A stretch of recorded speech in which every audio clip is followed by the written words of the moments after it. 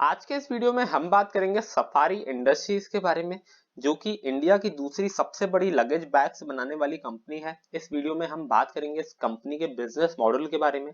हम जानेंगे कि सफारी इंडस्ट्रीज कैसे काम करती है अपनी इंडस्ट्री में और ये लोग ऐसा क्या खास कर रहे हैं अपने बिजनेस में। इसके बाद हम एक छोटा सा फाइनेंशियल एनालिसिस करेंगे, जिसमें मैं आपको कुछ फाइनेंशियल रेशियोज बताऊंगा और बताऊंगा कि ये कंपनी जो है ओवरऑल फाइनेंशियली कैसा परफॉर्म कर रही है। हम इनकम स्टेटमेंट पे भी एक नजर डालेंगे।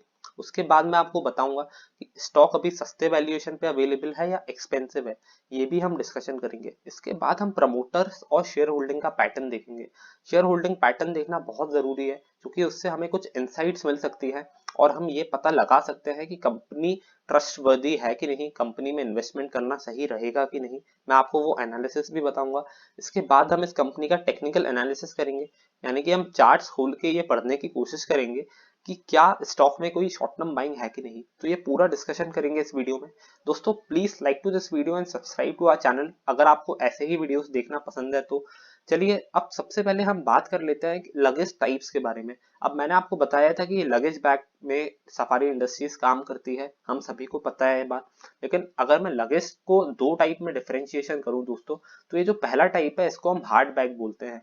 अब हार्ड बैग इसलिए बोल रहे हैं क्योंकि इस बैग का जो आउटर स्ट्रक्चर है वो बहुत हार्ड है, इसी वजह से हम इसे हार्ड बैग बोल रहे हैं। और ये जो दूसरे टाइप का बैग आप देख रहे हैं इसको सॉफ्ट बैग बोला जाता है, क्योंकि ये छूने में आउटर सरफेस जो है वो काफी सॉफ्ट है। अब ये डिफरेंशिएशन मैंने आपको इसलिए बताया क्योंकि दोस्तों जो पहला टाइप है हार्ड बैग का, वो मेनली सारी कंपनीज मैन्युफैक्चर कर लेती हैं इंडिया के अंदर। लेकिन ये जो सॉफ्ट बैग्स हैं, ये कोई भी लगेज बैग बनाने वाली कंपनी अभी इंडिया के अंदर मैन्युफैक्चर बहुत बड़े स्केल पे नहीं कर रही है। ये जो सॉफ्ट बैग्स हैं ये मेनली चाइना से इंपोर्ट किए जाते हैं। अब यहाँ पे जब चाइना से इंपोर्ट किए जाते हैं तो इसका मतलब ये है कि कंपनी जो है वो इंपोर्ट्स पे डिपेंडेंट है। और अगर यूएस डॉलर के प्राइसेस बढ़ जाएंगे तो यहाँ पे इनकी जो कॉस्ट ऑफ बाइंग है वो भी बढ़ जाएगी, क्योंकि अगर यूएस डॉलर्स के प्राइसेस बढ़ जाएंगे तो सफारी इंडस्ट्रीज के लिए ये बैग सस्ते दामों पे खरीदना थोड़ा सा मुश्किल हो जाएगा। और चाइना से सफारी इंडस्ट्री माल ही इसलिए खरीदती है ताकि जो है इन्हें कॉस्ट थोड़ी सी कम पड़ जाए। अब दोस्तों यहाँ पे ये जो बैग्स हैं ये प्लास्टिक या पॉलीमर से रिलेटेड जो भी रॉ मटेरियल्स हैं उनसे बनते हैं। तो अगर उन रॉ मटेरियल्स में भी थोड़ा सा फ्लक्चुएशन होता है तो इसका इम्पैक्ट भी जो है कंपनी की अर्निंग्स पर पड़ता है। अब दोस्तों हम बात करते हैं कि सफारी इंडस्ट्रीज प्रोडक्ट्स कैसे बेचती है। अब ये बहुत ही सिंपल सी चीज है लेकिन हमें इसको समझना बहुत जरूरी है। अब दोस्तों इनके पास काफी सारे डिस्ट्रीब्यूटर्स हैं ऑल ओवर इंडिया, जिसके हेल्प से ये लोग अपने प्रोडक्ट्स को बेचते हैं। इन शॉर्ट अगर मैं बोलूँ तो इनका सप्लाई चेन मैनेजमेंट सिस्टम काफी स्ट्रांग है, ऐसा मुझे लगता है, क्योंकि इनके पास 3,500 से भी ज्यादा पॉइंट्स ऑफ सेल्स हैं जहां से ये लोग अपने प्रोडक्ट्स को बेच रहे हैं। और डिस्ट्रीब्यूटर्स के थ्रू प्रोडक्ट बेचने का सबसे बड़ा फायदा ये होता है कि कंपनी के मार्जिन यहाँ पे थोड़े से हाई होते हैं। लेकिन वहीं अगर हम ई कॉमर्स की बात करें, जो कि आजकल बहुत ही ट्रेंड में है, तो यहाँ पे जो है मार्केट काफी हाइपर कॉम्पिटिटिव है। इसका मतलब ये है कि सफारी इंडस्ट्रीज अगर अपने बैग यहाँ पे बेचेगी तो ये लोग ज्यादा मार्जिन डिमांड नहीं कर सकते। तो मुझे ऐसा लगता है कि सफारी इंडस्ट्रीज को अपने डिस्ट्रीब्यूशन नेटवर्क पे बहुत अच्छा फोकस करना चाहिए, क्योंकि वीआईपी इंडस्ट्रीज भी यही काम कर रहा है। अब अगर हम बात करें सफारी इंडस्ट्रीज की बेसिक इंफॉर्मेशन के बारे में, तो हम यहाँ पे देख सकते हैं कि current price is around 616 rupees. जो मार्केट कैप है वो 1378 करोड़ रुपीज है। अब 1300 करोड़ की कंपनी है, इसका मतलब ये है कि एक स्मॉल कैप कंपनी है। अगर हम वीआईपी इंडस्ट्रीज की बात करें तो उसका जो मार्केट कैप है वो 5000 करोड़ के आसपास है, यानी कि उसकी जस्ट 1/5 है साइज में, तो एक स्मॉल कैप कंपनी ही कहलाई। अगर हम बात करें इसके पी रेशो की, तो यहाँ पे हमें कुछ भी डेटा इसलिए नहीं दिखा रहा है क्योंकि कंपनी लॉस में चल रही है दोस्तों। अगर हम फाइनेंशियल ईयर 2021 की बात करें तो ओवरऑल परफॉर्मेंस जो है वो लॉस में है, और ऐसा जो है वो कोरोना वायरस की वजह से हुआ है। हम आगे चल के इसका रीजन समझेंगे। अगर हम बुक वैल्यू की तरफ एक नजर डालें तो आप यहाँ पे देख सकते हैं कि बुक वैल्यू पर शेयर इज 90 रुपीज और जो करंट प्राइस है पर शेयर वो 616 रुपीज है। तो बुक वैल्यू पर शेयर को हम देख के समझ सकते हैं कि स्टॉक बहुत ही महंगे वैल्यूएशन पे ट्रेड हो रहा है। तो मुझे ऐसा लगता है कि कंपनी बहुत हाई वैल्यूएशन पे अभी ट्रेड हो रही है। अगर हम कुछ इनके अच्छे पॉइंट्स की तरफ नजर डालें तो आप यहाँ पे देख सकते हैं कि जो रिटर्न ऑन इक्विटी है वो 14.3% है। अब अगर किसी भी कंपनी का रिटर्न ऑन इक्विटी 15% से ऊपर है या 15% है तो उसे मैं बहुत अच्छा मानता हूँ, क्योंकि अगर कोई कंपनी आपके पैसे को 15% से बढ़ा रही है साल दर साल तो ये एक स्टेबल और अच्छे बिजनेस की निशानी है। अब यहाँ पे अगर हम सेल्स की ग्रोथ को देखें पिछले 5 सालों की, तो यहाँ पे 26% से भी ज्यादा ग्रोथ रही है पिछले 5 सालों की कंपाउंडेड ग्रोथ, ये मैं आपको दिखा रहा हूँ। और ये चीज मुझे बहुत ही अच्छी लगी, क्योंकि अगर कोई कंपनी अपने रेवेन्यू को 26% से बढ़ा रही है तो इसका मतलब ये है कि इन्होंने मार्केट शेयर डेफिनेटली गेन किया ही होगा, उसके बिना इतनी ज्यादा सेल्स की ग्रोथ नहीं हो सकती। वीआईपी इंडस्ट्रीज की पिछले 5 सालों की ग्रोथ 11% के आसपास रही है। तो इसको अगर हम सफारी इंडस्ट्रीज की सेल्स ग्रोथ से कंपेयर करें तो आप यहाँ पे सीधा सीधा देख सकते हैं कि कंपनी ने पिछले कुछ समय में काफी अच्छा परफॉर्म किया है। अब यहाँ पे जो चीज मुझे थोड़ी सी नेगेटिव लगती है वो ये है कि इस कंपनी के नेट प्रॉफिट मार्जिन 4.5% के आसपास है। और ये मुझे इसलिए कम लगते हैं क्योंकि वीआईपी इंडस्ट्रीज के नेट प्रॉफिट मार्जिन 8.5% के आसपास है।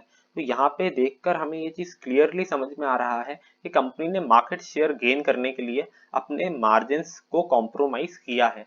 अब अगर हम कुछ ग्रोथ अपॉर्चुनिटीज की बात करें तो मेरे ख्याल से इनका डिस्ट्रीब्यूशन नेटवर्क, इनकी स्ट्रेंथ है। 3,500 से भी ज्यादा पॉइंट ऑफ सेल्स आउटलेट है, स्टैब्लिश ब्रांड है, कंपटीशन कम है इस इंडस्ट्री में, तो इसी वजह से मुझे ऐसा लगता है कि ग्रोथ है। अब अगर हम लगेज इंडस्ट्रीज को देखें तो दोस्तों ये 60% जो आप देख रहे हैं ये अनऑर्गेनाइज सेक्टर में आती है, यानी कि लोकल प्लेयर्स 60% मार्केट शेयर लेकर बैठे हैं। वहीं अगर हम ऑर्गेनाइज सेक्टर की बात करें तो जैसे कि वीआईपी, सफारी और सैमसोनाइट जैसे जो भी ब्रांड्स हैं उनके पास 40% मार्केट शेयर ही है। अब ये जो मार्केट शेयर है ऑर्गेनाइज प्लेयर का, ये मुझे ऐसा लगता है कि आगे चल के बढ़ने वाला है, क्योंकि जब से जीएसटी आया है तब से प्राइसिंग गैप अनऑर्गेनाइज और ऑर्गेनाइज प्लेयर के बीच में काफी कम हो गया है। अब अगर हम ऑर्गेनाइज प्लेयर में मार्केट शेयर की बात करें दोस्तों, तो वीआईपी इंडस्ट्रीज के पास 46% का मार्केट शेयर है, वहीं सफारी इंडस्ट्रीज के पास 32% का मार्केट शेयर है। अब सफारी इंडस्ट्रीज थोड़ा सा लो कैटेगरी वाले बैग्स में डील करती है, यानी कि जो भी इकोनॉमी रेंज है वहां पे सफारी इंडस्ट्रीज डील करती है, और यहाँ पे इन्होंने काफी अच्छा मार्केट शेयर गेन किया है पिछले कुछ समय से, ऐसा हमें इस फोटो से दिखकर समझ में आ रहा है। अब अगर मैं कुछ वीकनेसेस की बात करूं दोस्तों, तो कोविड 19 की वजह से मुझे ऐसा लगता है कि कंपनी की प्रॉफिटेबिलिटी पे डायरेक्ट इम्पैक्ट पड़ा है, कंपनी लॉस में इसी वजह से गई है। और अगर आगे कोविड 19 बेकार रहा, आगे कोविड 19 की वजह से लॉकडाउन्स लगते रहे, तो इसका इम्पैक्ट सफारी इंडस्ट्री की प्रॉफिटेबिलिटी पे नेगेटिव ही पड़ेगा। प्रॉफिट मार्जिन लो है, मैं आपको बता चुका हूँ। और दोस्तों सफारी इंडस्ट्रीज की जो सेल्स है वो ट्रैवल इंडस्ट्री के एक्सपेंडिचर पे काफी डिपेंड करती है। अब इसको अगर हम आसान भाषा में समझे तो दोस्तों लोग जितना ज्यादा ट्रैवल करेंगे उतना ज्यादा फायदा सफारी इंडस्ट्रीज को मिलने वाला है, क्योंकि अगर लोग ज्यादा ट्रैवल करेंगे तो वो ज्यादा बैग्स खरीदेंगे। अब दोस्तों रॉ मटेरियल की कॉस्ट जो है वो काफी ज्यादा फ्लक्चुएट होती है, तो इसकी वजह से भी कंपनी की प्रॉफिटेबिलिटी पे इम्पैक्ट पड़ सकता है। अब अगर हम फाइनेंशियल स्टेटमेंट्स के ऊपर एक नजर डालें तो आप यहाँ पे देख सकते हैं कि कंपनी के जो रेवेन्यू है FY 2018 से FY 2020 तक काफी स्टेबल तरीके से बढ़े हैं, साल दर साल थोड़ी थोड़ी ग्रोथ हमें देखने को मिली है। और जो नेट इनकम है दोस्तों वहां पे भी हमें ग्रोथ देखने को मिली है हर साल, जो कि एक पॉजिटिव चीज है। लेकिन अगर हम क्वार्टरली रिजल्ट्स के ऊपर नजर डालें तो आप यहाँ पे देख सकते हैं कि जून 2020 और सितंबर 2020 ये 2 क्वार्टर्स में कंपनी ने लॉस किया था, लेकिन दिसंबर 2020 के क्वार्टर में कंपनी ने एक छोटा सा 1.18 करोड़ का प्रॉफिट किया है। और मुझे ऐसा लगता है कि मार्च 2021 वाला क्वार्टर जो आएगा वहां पे कंपनी और अच्छे रिजल्ट्स पोस्ट करेगी। तो ये रिजल्ट्स ऐसा दर्शा रहे हैं कि कंपनी जो है अभी रिकवरी फेज में है, प्रॉफिट में आने वाली है। अब अगर हम शेयर होल्डर्स की बात करें दोस्तों तो 56% जो शेयर होल्डिंग है वो प्रमोटर्स के पास है, जो कि एक अच्छी चीज है। अगर प्रमोटर्स के पास ज्यादा शेयर होल्डिंग है इसका मतलब ये है कि प्रमोटर्स अपने बिजनेस पे भरोसा करते हैं। अब अगर हम एफआईआईस को देखें दोस्तों तो एफआईआईस की 22.6% शेयर होल्डिंग है इस कंपनी में। अब एफआईआईस बहुत अच्छी कंपनीज में ही पैसा लगाते हैं, तो उनका पैसा अगर लगा हुआ है किसी कंपनी में तो ये चीज डायरेक्टली हमें दर्शा रहा है कि स्टॉक जो है वो काफी अच्छा है। अब अगर हम अदर शेयर होल्डर्स की बात करें यानी कि पब्लिक की बात करें तो पब्लिक के पास 19.5% शेयर होल्डिंग है, बाकी डोमेस्टिक इंस्टीट्यूशनल इन्वेस्टर्स के पास 1.3% की शेयर होल्डिंग है। अब दोस्तों आशीष कचोलिया जी जो कि इंडिया के बहुत बड़े इन्वेस्टर्स में से एक हैं, उनके पास भी 36 करोड़ रुपीस के आसपास के शेयर्स रखे हुए हैं। अब आशीष कचोलिया जी राकेश झुनझुनवाला जी के एक बहुत ही क्लोज फ्रेंड है और इनका पोर्टफोलियो 1,000 करोड़ से भी ज्यादा की वैल्यू का है। अब ये मीडिया में बहुत आते नहीं है तो हो सकता है आप लोगों ने इनका नाम ना सुना हो, लेकिन ये बहुत बड़े इन्वेस्टर्स हैं और क्वालिटी कंपनीज को पिक करने के लिए जाने जाते हैं। तो ये सारी चीजें दर्शा रही हैं कि सफारी इंडस्ट्रीज लिमिटेड एक अच्छी कंपनी है फंडामेंटली। लेकिन मुझे ऐसा लगता है कि अभी ये कंपनी हाई वैल्यूएशन पे अवेलेबल है, तो इसमें लॉन्ग टर्म बाइंग नहीं बनती है। अब चलिए दोस्तों, हम टेक्निकल एनालिसिस के बारे में बात कर लेते हैं और जानते हैं कि शॉर्ट टर्म में क्या कोई बाइंग सफारी इंडस्ट्रीज में बनती है कि नहीं। अब दोस्तों, आप यहाँ पे अपने चार्ट के ऊपर देख सकते हैं कि जो सफारी इंडस्ट्रीज है वो एक ट्रेंड लाइन को फॉलो करता हुआ जा रहा है। अभी इसका जो करंट प्राइस है वो 615 रुपए के आसपास है दोस्तों। और यहाँ पे मैंने एक जो ट्रेंड लाइन ड्रॉ करी है, इसको ये बहुत ही ब्यूटीफुली फॉलो कर रहा है। और मुझे ऐसा लगता है दोस्तों, ये जो स्टॉक है इसने अपनी ट्रेंड लाइन के आसपास सपोर्ट लिया है। अब मार्च में इस कंपनी ने लो बनाया था 317 रुपीज का, 317 रुपए का लो बनाया था। और वहां से ये जो शेयर ऊपर चढ़ना शुरू हुआ तो एक साल में जस्ट डबल हो गया। अब सवाल ये आता है दोस्तों कि क्या इस कंपनी में आगे कोई ग्रोथ है शॉर्ट टर्म में? तो मेरे ख्याल से बिल्कुल हाँ है, क्योंकि यहाँ पे जो ट्रेंड लाइन है वहां से तो सपोर्ट आ ही रहा है। लेकिन ये जो बोलिंजर बैंड इंडिकेटर है दोस्तों, जो मैं अभी लगाने वाला हूँ, ये आप देख सकते हैं बोलिंजर बैंड इंडिकेटर, यहाँ पे भी जो स्टॉक है वो सपोर्ट ले रहा है इस पॉइंट पे। अब जो लोग नहीं जानते बोलिंजर बैंड इंडिकेटर क्या होता है, उन्हें मैं बता देता हूँ। बोलिंजर बैंड में 3 लाइन होती है। ये जो मिडिल वाली लाइन है जो ब्राउन कलर में है, वो 20 डेज का मूविंग एवरेज है, यानी कि 20 दिन का जो भी एवरेज प्राइस होगा पास्ट 20 डेज का, उसका ये एवरेज प्राइस हमें दिखाएगी ये लाइन। अभी जो अपर बैंड और लोअर बैंड है जो आप देख रहे हैं ऊपर और नीचे वाली लाइन, ये वोलेटिलिटी को दर्शाते हैं। अगर ये बोलिंजर बैंड थोड़े से वाइड होंगे तो इसका मतलब ये है कि जो वोलेटिलिटी है मार्केट में, जो वोलेटिलिटी है स्टॉक में, वो हाई है। और ये बोलिंजर बैंड जब भी सिकुड़ जाएंगे, जब भी नैरो हो जाएंगे, तो ये दर्शाएंगे कि मार्केट में वोलेटिलिटी थोड़ी सी कम है।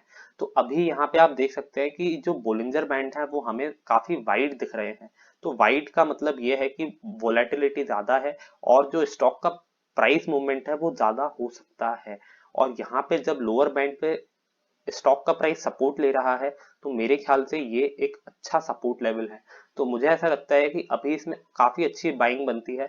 तो अगर आप एक 580 रुपीज का स्टॉप लॉस लेके इस स्टॉक में एंटर करते हैं, तो मेरे ख्याल से आपको 690 रुपीज तक के टारगेट रखने चाहिए।